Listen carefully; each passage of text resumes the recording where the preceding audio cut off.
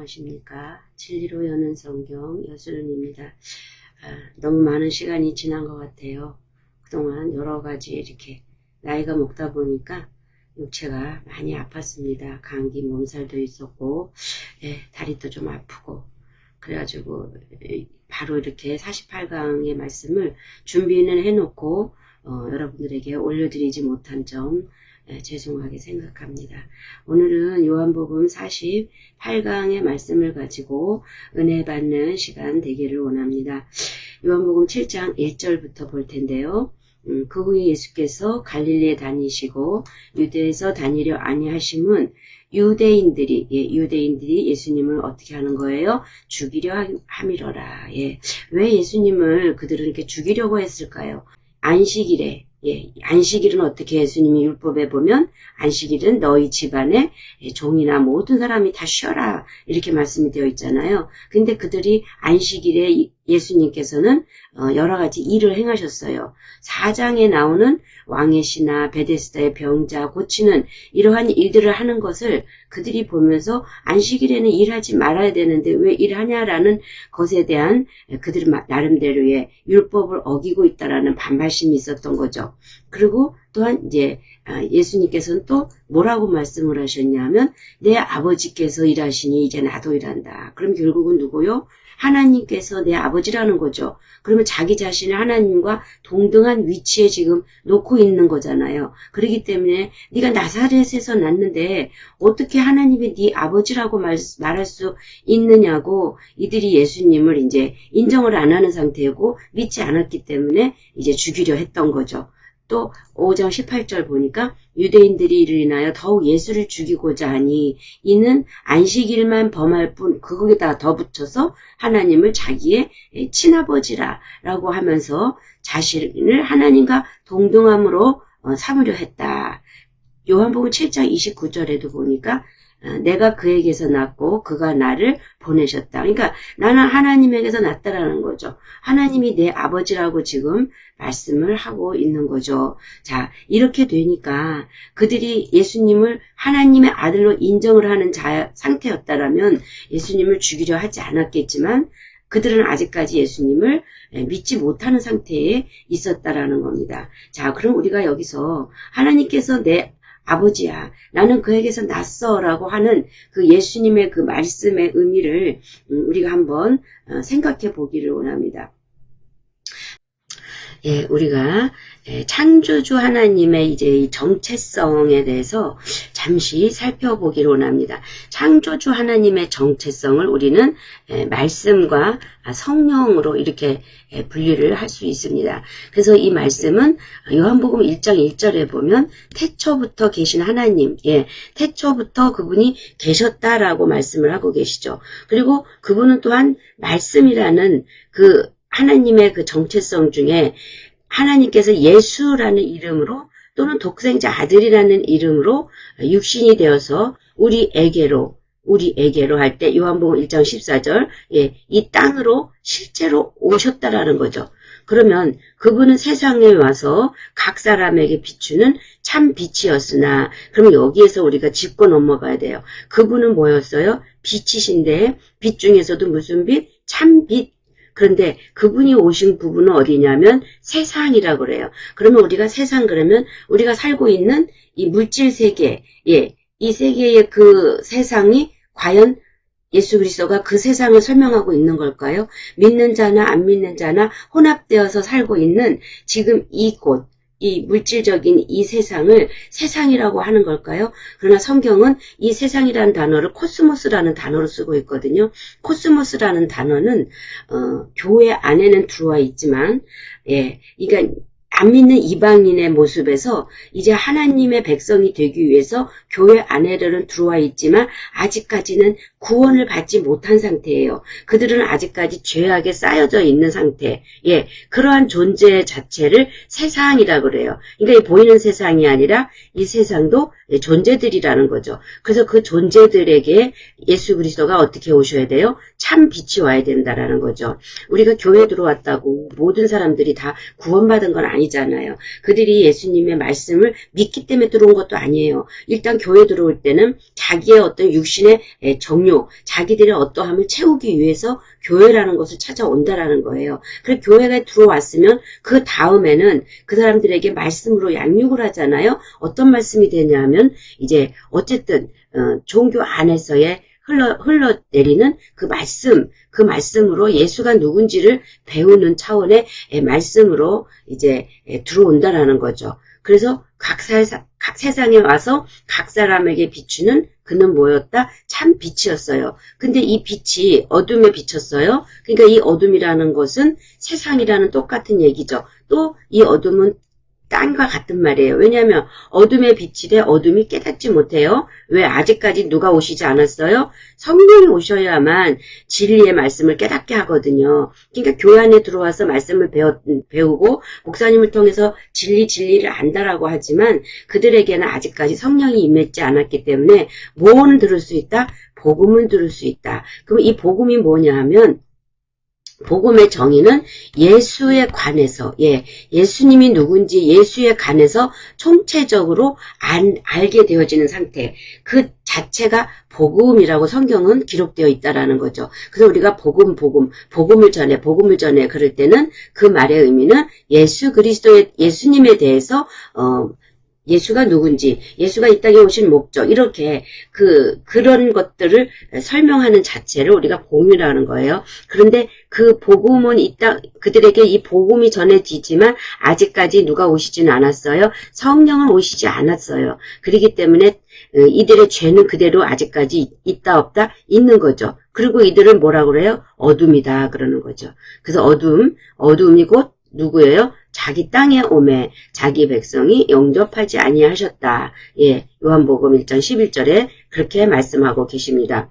그래서 아까 말씀드린 것처럼 여기서 어둠이라는 것은 땅이란 말과 같은 말이고 또 다른 말로 세상, 코스모스라는 세상과도 같은 말이다. 그러면서 이 존재 자체는 그분을, 예수님을 받아들일 그릇들인 거죠. 그래서 이 그릇들의 상태가 바로 어둠이었고 또 그 어둠은 바로 빛을 영접할 수가 없었던 것입니다. 자신들의 죄가 드러날까 두렵기 때문이었죠.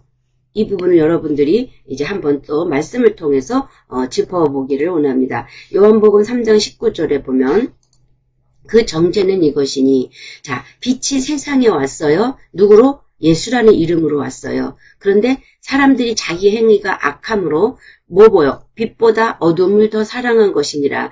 결국은 뭐냐면 하나님의 영적인 그 말씀보다 이 어둠, 세상에 속해져 있는 어둠, 그러니까 이 세상에서 우리가 어떻게 잘 살고 잘 먹고 물질적 세상을 누리고 사는 것에 더 많이 이렇게 우리의 비중이 되어져 있기 때문에 그 빛인 그것을 버려야 되고 그것을 떠나야 되고 하는 그 하나님의 말씀을 그들이 영접을 할 수가 없었다라는 거죠.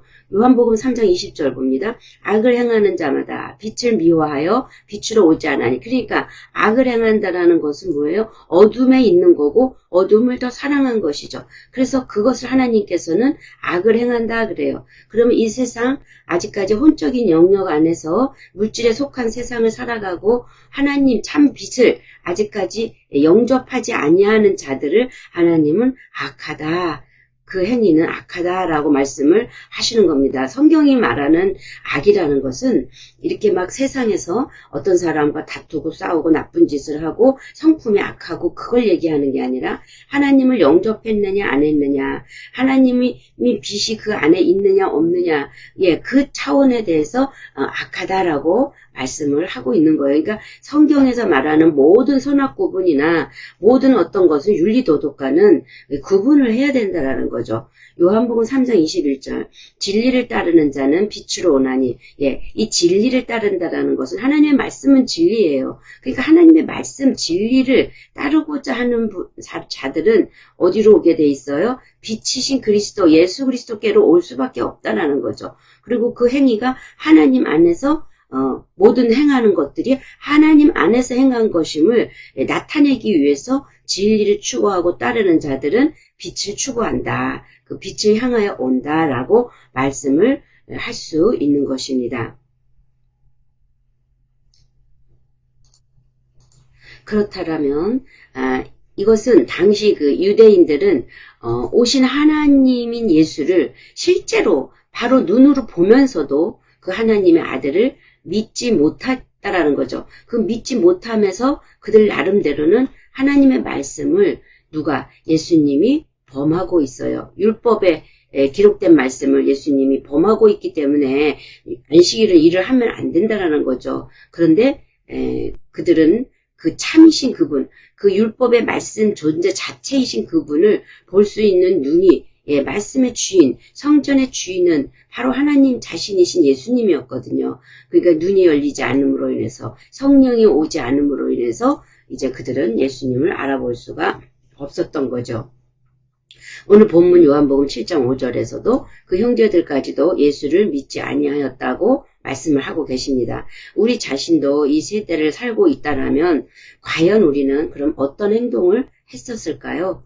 만약에 여러분이 지금 하나님을 믿고 있다면 이는 여러분 자신이 하나님을 선택했다라기보다 먼저 하나님의 은혜가 여러분을 부르심으로 초청한 거예요. 이 초청함은 하나님께서 먼저 부르시는데 이 부르심은 선택적인 부름도 있을 수 있고요. 아니면 모든 사람을 하나님이 부르시기를 또한 원하심도 있습니다. 그래서 우리가 장로교 또 감리교에서 뭐 서로 이렇게 나눠지는 부분, 하나님이 먼저 불렀다, 아니다, 우리가 하나님 먼저 찾았다, 이런 부분에서 나누어지기도 있지만 성경에서 말씀하고 있는 이 부르심에 대한 부분을 우리가 살펴보면 뭐 이게 맞다, 틀렸다라기보다는 그런 각도가 여러 가지가 있다라는 걸 여러분이 알기를 원합니다. 그러면 오늘은 로마서 8장 28절을 봅니다.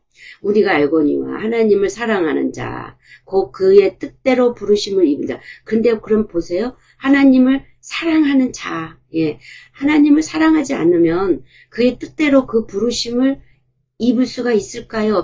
없을까요? 그러니까 하나님은 우리를 부르고 계시지만 또 하나님을 사랑하지 않으면 이게 같이 손바닥이 마주쳐지지 않으면 하나님께로 올 수가 없다라는 것을 다 이렇게 손바닥이 마주친다라고 설명을 하는 거거든요. 그래서 우리가 알거니와 하나님을 사랑하는 자, 그의 뜻대로 부르심을 입은 자, 그의 뜻대로 부르심을 입은 자들은 곧 어떠한 자들이다? 하나님을 사랑하는 자들이다. 그들에게는 모든 것이 합력하여 선을 이루느니라. 하나님이, 근데 여기 보면 예정이 나와요. 하나님이 미리 아신 자들을 또한 그 아들의 형상을, 그러니까 하나님이 미리 아셨대요. 그러니까 하나님은 이렇게 모든 사람들을 그 영혼의 상태를 호락으로 보고 계시는 거예요. 그 육체, 껍데기에 갖고 있는 상태의 그 사람의 그 속성이나 그 짐승적인 어떤 것을 보는 게 아니라 그 안에 하나님을 알고자 하는 싹 틈이 있는가. 하나님의 뜻대로 부르심을 입을 때 그들이 하나님을 사랑할 수 있는 존재들인가에 대한 하나님이 벌써 미리 호라우를 보고 아신다라는 거예요. 마태복음 5장에도 보면 하는 산장수훈에 보면 의쟁이 뜨쟁이 많은 자들이 이제 예수님을 따르지만 예수님은 거기에서 그들 중에서 12명을 딱 고릅니다. 이게 뭐냐면 호라우를 보는 거예요. 그의 속성을 보는 거예요. 속사람을 보는 거예요. 그가 과연 하나님의 뜻대로 부르심을 받았을 때 하나님을 사랑할 수 있는 존재들인지를 하나님은 미리 그거를 아신다라는 거예요. 볼 수 있는 눈이 있으시기 때문에. 그래서 미리 아신 자들을 하나님께서는 어떻게 해요? 그 다음에 그 아들의 형상을 본받게 하기 위하여, 누구요? 예수 그리스도를 본받게 하기 위하여 미리 정하셨대요.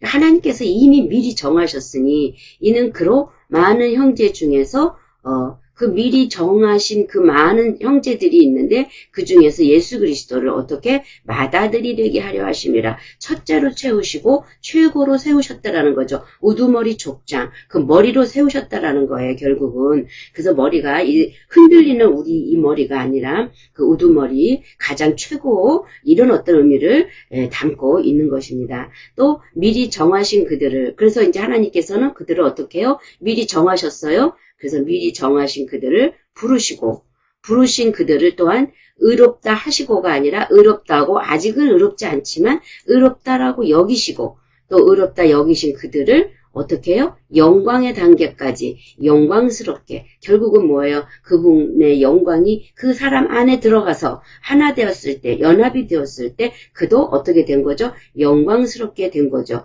그래서 우리가 부르셨다라는 단어를 원어로 살펴보면 칼레토스란 단어를 쓰고 있는데 이 칼레토스는 바로 뭐예요? 초대되었다. 지정되었다. 그러니까 성도로 불리웠다. 결국은 뭐예요? 그들을 내가 거룩한 자의 존재로 세우겠다라는 하나님의 의중과 의도를 내포를 하고 있는 것입니다. 여기서 여러분들이 반드시 아실 것은 하나님이 미리 아셨다라고 할 때 하나님은 우리의 이 겉사람을 알았다는 게 아닙니다.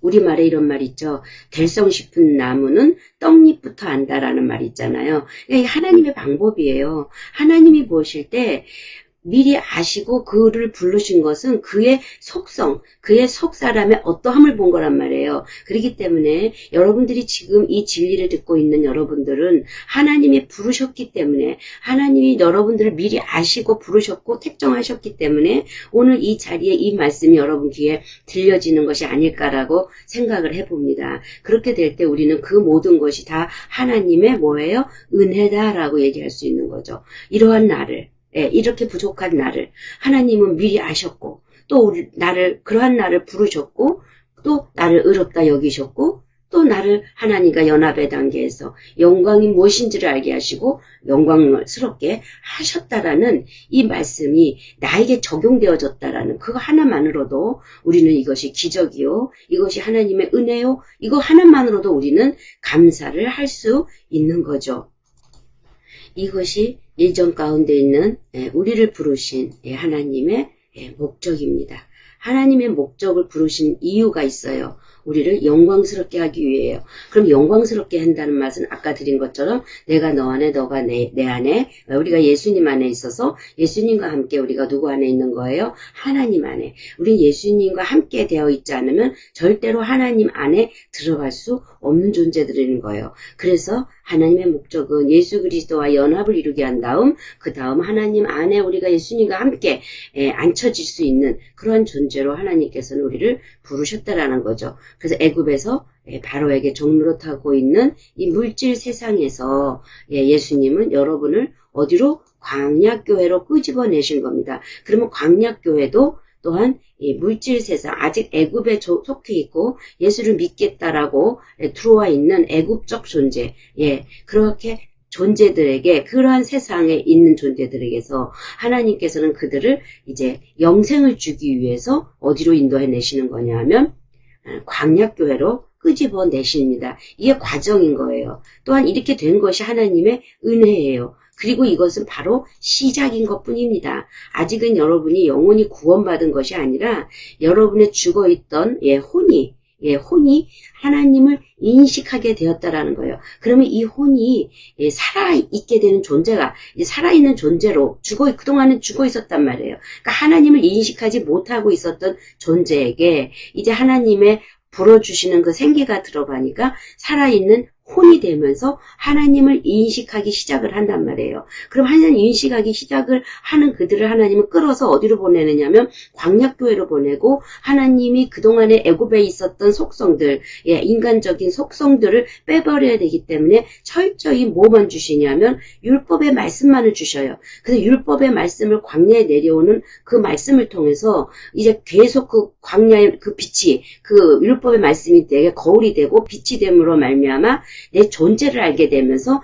내가 죽을 수밖에 없는 죄인이라는 것을 인식하는 시작한다란 말이에요. 인식하는 단계가 된다는 것이죠. 이것이 우리가 가나안 땅을 향하는 긴 여정이고 그렇게 인식이 돼서 내 존재가 누군지를 율법을 통해서 알게 되었을 때 그는 예수와 함께 십자가에 못 박히는 사건의 과정을 이제 거치게 되고 그리고 이제는 거기서 예수님과 함께 거룩한 깨끗함을 입게 됨으로 말미암아 강야 40년의 세월은 끝이 나고 이제 가나안 땅에 들어가서 이제 또 우리 혼 안에 우리 산 혼이 이제 거룩하게 됨으로 말미암아 그 깨끗하게 됨으로 말미암아 그 거룩이라는 그 분이 우리 안에 들어와야 되는데 이미 가나안 땅에는 7 족속이 자리 잡고 있기 때문에 그 족속을 내어 쫓아야 된다라는 거죠. 예, 그 과정이 또 남아 있는 것입니다. 이것이 우리가 신앙을 생활하는 이유고 이렇게 정리가 되어져서 가나안 땅에 들어가서 하나님과 연합의 단계를 이루었을 때 우리가 이 땅에서 살아있는 동안에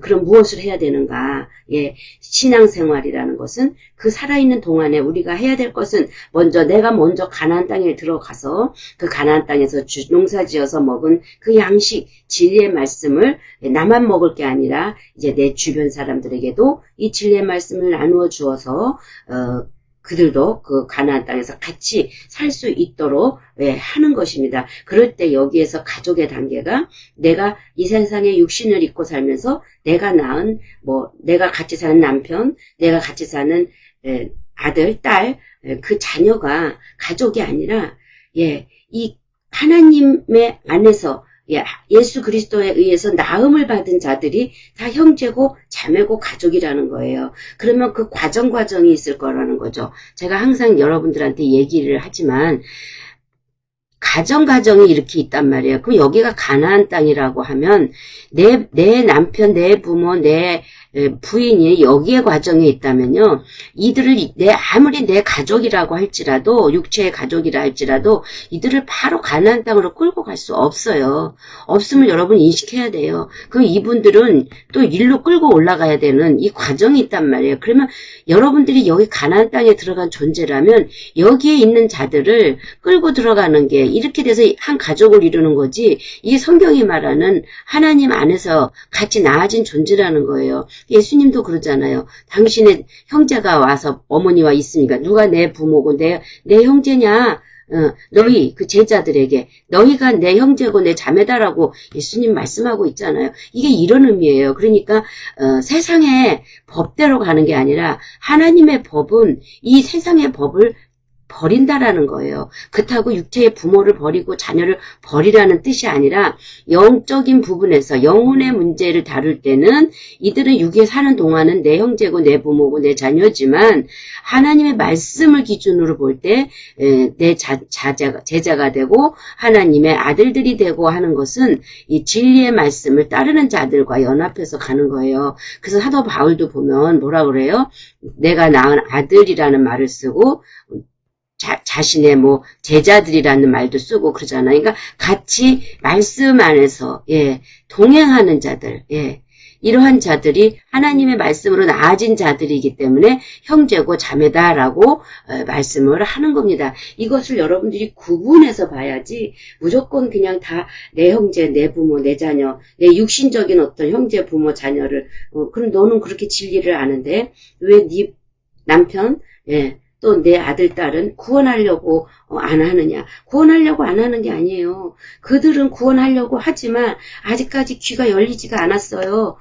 호라우로 볼 때. 그렇기 때문에 아직 이 진리의 말씀을 들을 수 있는 존재들이 안 돼 있기 때문에 아무리 말씀을 전해줘도 들으려고 하지 않습니다. 저는 이 진리를 알았기 때문에 저는 이 진리의 말씀을 전할 수밖에 없는데 저 아래 내려가서 이제 교회 안에서 갓 들어오는 자들을 율법 단계를 가르칠 수는 없다라는 거죠. 그건 율법 안에 있는 자들이 또 하는 선생들이 있으니까 그들을 통해서 배우면 되고 그들을 통해서 거쳐서 올라오는 자들, 진리를 추구하고 진리가 무엇인지를 알고자 하는 그러한 자들에게는 그 진리의 말씀 우리는 전해줄 수 있는 거거든요. 자, 이러한 상태로 신앙생활이 이어지는 거지 그것이 아니라 그냥 무조건 내 부모 형제는 다 예수 믿어야 돼. 아예 믿어야 되죠. 그럼 교회 보내세요. 일반 교회에.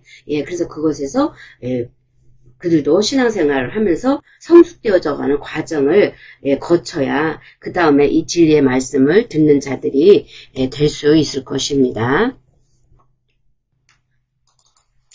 자, 이제부터 여러분 가나안 땅을 향한 이제 긴 여정, 그 40년의 그 광야 세월이 이제 시작되는 분도 있고, 그 부분이 이제 끝나가는 분들도 있을 텐데, 여러분이 각자의 위치에 처해져 있는 상태대로 여러분들이 신앙생활을 꾸준히 하시면서 하나님의 말씀, 여러분이 성숙하는 길은 영혼의 양식을 먹는 길밖에 없습니다. 그 영혼의 양식을 먹을 때 여러분들의 어떤 것이 성숙이 되냐 하면 여러분의 속사람, 결국은 여러분 안에 이전에 여러분이 생각할 수 있고 감정할 수 있고 갖고 있었던 그런 것들이 죽어나가고 이제 새롭게 진리의 말씀 속에서 하나님을 인식하면서 다시 여러분들의 그 마음 안에 하나님의 말씀, 그 영이신 그 말씀을 담게 되는 거예요. 그러면 그 영이 여러분들을 인도해 가는 거거든요. 그렇게 해서 계속 여러분들이 자라간다면 이제 그 속사람이 신부화되어지고 이제 새 예루살렘 성이 여러분과 하나로 연합이 되어서 결혼을 할 수 있는 그런 상태로 나아가는 거죠. 이 길이 우리가 걸어가야 하는 길인 것을 여러분들이 분명히 아시고 우리 같이 신앙생활에 최선을 다하는 여러분 되길 원하고요. 다음 시간에 요 초막절에 대해서 우리가 공부를 해보기를 원합니다. 샬롬, 여러분 또 만나요.